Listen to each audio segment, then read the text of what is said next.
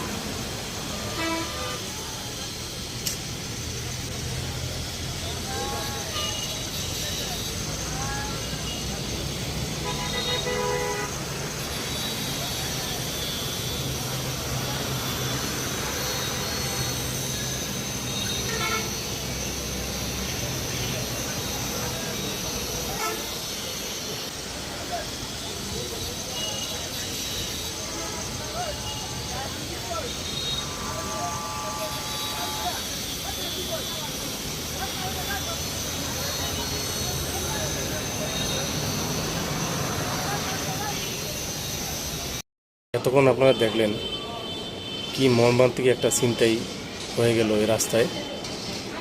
দিনের বেলায় প্রকাশ্যে কুপিয়ে অটো যাত্রী থেকে এই মালামাল এবং টাকা পয়সা বা অন্য মোবাইল টোবাইল ছিনিয়ে নিয়ে গেছে। এই জায়গাটা হলো যে গাজীপুরের টঙ্গী থানার যে বাস্তুহারা আছে, এরশাদনগর বলে, যে বাস্তুহারার উত্তর পাশে এবং গাজীপুরের সাতাশে যে বাস স্ট্যান্ড, এই বাস স্ট্যান্ড এবং বাস্তুহারার উত্তর পাশের মাঝখানে যে বাঁশপট্টি এলাকা বলে, এটা হচ্ছে সেই জায়গা।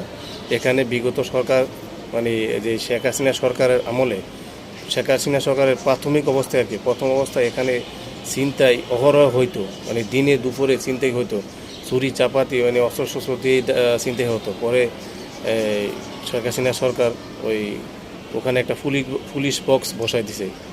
পুলিশ বক্স বসানোর পরে পুলিশরা যখন টহল দেওয়া শুরু করলো, তখন কিছুটা ছিনতাই কমেছে। ছিনতাই হয়েছে কিন্তু কিছুটা কমেছে, দিনের বেলায় প্রকাশ্যে ছিনতাই কিছুটা কমেছে। এখন আবার এই এক বছর যাবৎ মানে আশঙ্কাজনক হারে ছিনতাই বেড়েছে ওই জায়গায়। দিনের বেলায় প্রকাশ্যে আবার সেই চাপাতি, চাকু বা দেশীয় অস্ত্র শস্ত্র সহ ছিনতাই হচ্ছে। আসলে দেশের ভিতরে